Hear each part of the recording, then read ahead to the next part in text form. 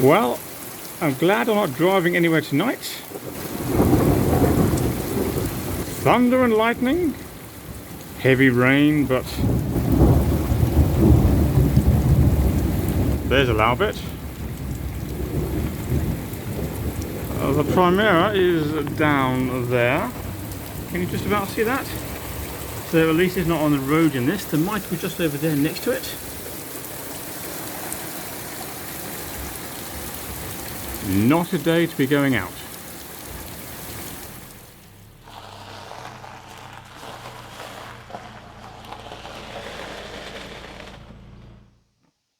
Hello, it's the morning after the storm and we're in my Nissan Primera P12, and today it just needs a little bit of minor tinkering. Nothing clever, nothing complicated, just a few of those little jobs that need sorting out.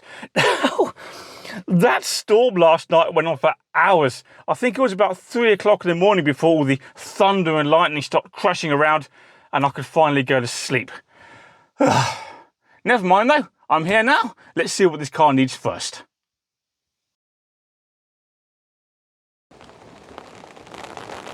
So I've just taken off the rear right light because I need to change one of the bulbs, and just as I did it started pouring with rain again.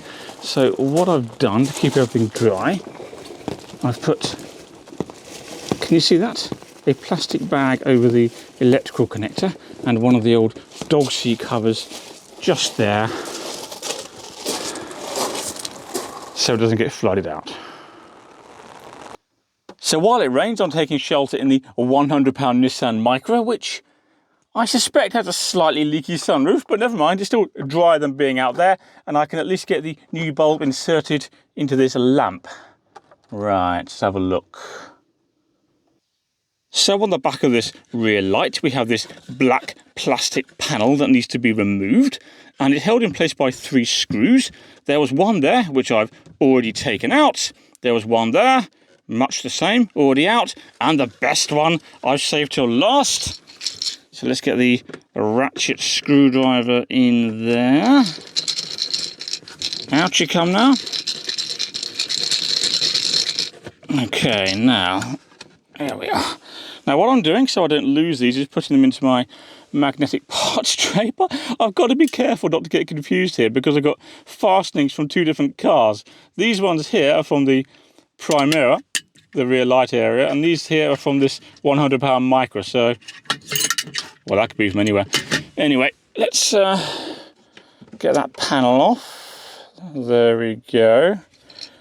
Now, which bulb is blown? It should be that one there, and yeah, that does look very black and dodgy, doesn't it? Okay, so that's the type I thought it was, and I went to my collection of bulbs, and this is not all my spare bulbs, by the way, this is just a percentage of them, but despite having so many, I think I've only got one of these, which is going to be that one. So let's get that in to situ, like so. Get rid of that. And then this should be able to just pop back in there. Have I got that around the right way? No, maybe not. That's better. Pop into situ like that, drop the screws, and then, if the weather will let me, put it back on the car. Okay, the rain has eased off a little, so let's get the light back on before it pours again. I've just banged my head getting out the Micra, so I'm seeing stars at the moment. Never mind. Okay, well, that plastic bag has done a good job of keeping the electrical connector dry. So we can reconnect that now, which should just be a case of pop it in, preferably the right way around. There we go. And then there are just a couple of pins here we need to use to get the lamp roughly in position.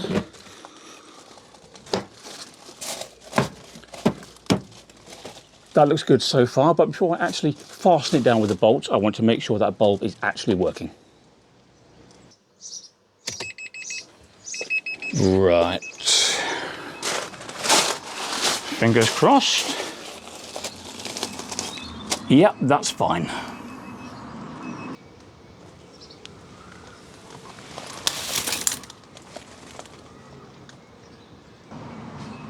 Now this rear lamp is also held in by two 10mm bolts. I shall show you.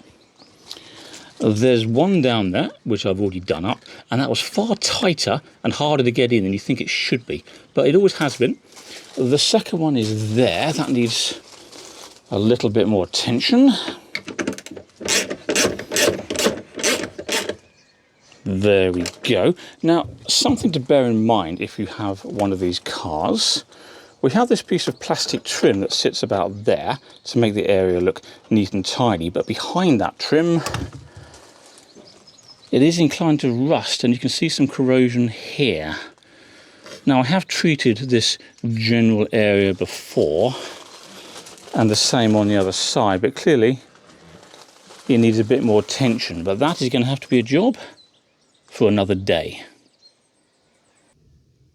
Okay, another little job I've been meaning to do is to get rid of this service reminder message that appears on the screen in the middle of the dashboard, because it says vehicle service is now due, and that is a vicious lie, because the work's already been done. We just need to cancel this message, and to do so I press and hold down info like so, twist the volume button until this screen appears, and then I'm going to just navigate with this joystick here down to confirmation and adjustment, then to service, and then it's set to remind us again in another 5,700 miles, which strikes me as fine for this car.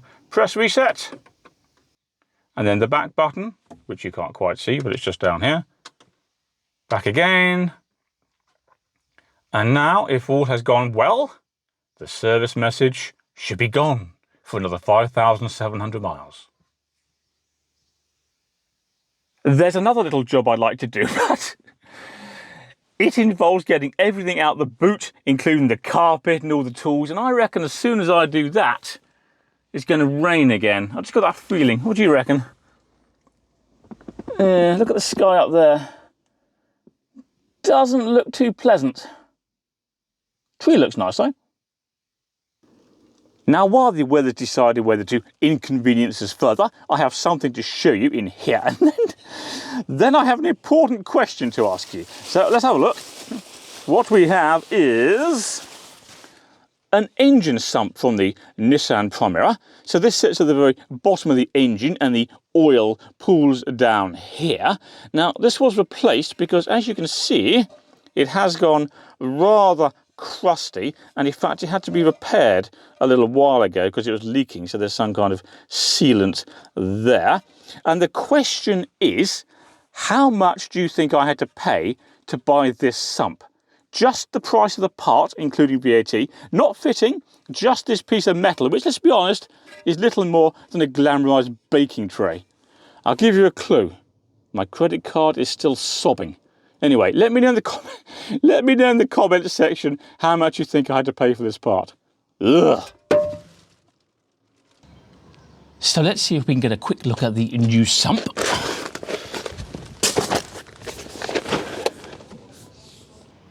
Now, it's a bit tricky to see because this plastic cover is in the way, but nonetheless, this metal here, that is the corner of the new sump. Specifically, if we look at the old one, it's this corner here where my thumb is. So it sits somewhere around there.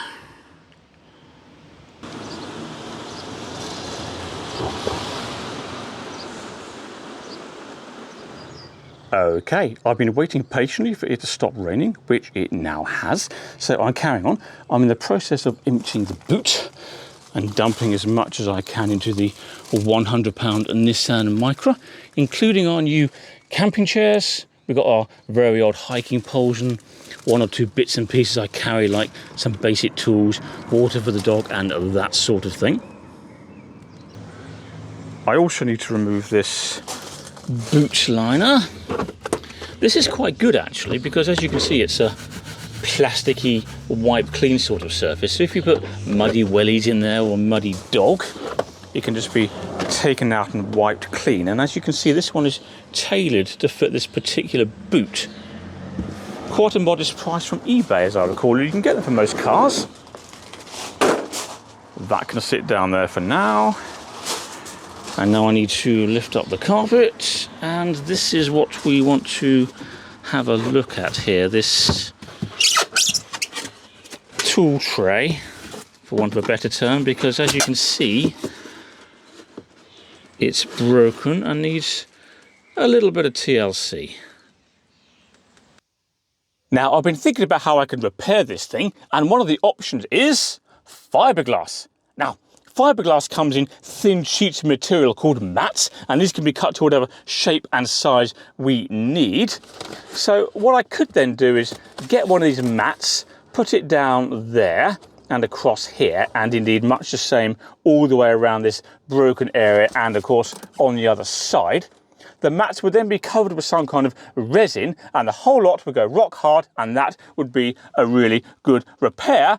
The thing is, I've just looked up how much fiberglass costs, and well, no, that is not happening. So we need a cheaper solution, and if you've been with me for a while here at CarSpyTV, you can probably guess what I'm going to reach for now. Once again, a gaffer tape saves the day. This is Gorilla Tape, by the way, which is my favourite gaffer tape these days, because unlike some of the others, this actually lasts and sticks as well. So, a little bit down there. I'll keep this as neat as possible, but I'm more interested in it being functional. I mean, it will be hidden under the boot of the carpet as well, so it's not the end of the world. Right. In fact, I once put a bit of this gaffer tape on a metal shed, just for various reasons I can't remember now, but it's still there, and that's been years. So this Gorilla Tape is good stuff. All that weather has been exposed to on the shed. Okay, a bit more of that over here, and the same on the other side. Okay, that is pretty decent.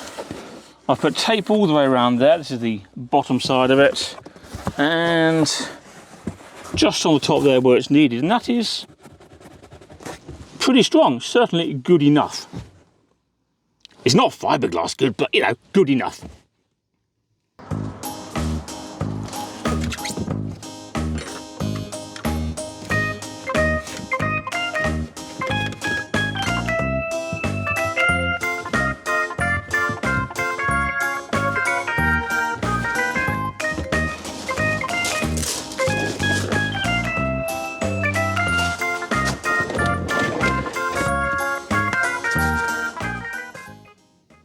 So there we go. We haven't done anything complicated, but nonetheless, we have improved the car. It's a little bit better than it was at the beginning of this video.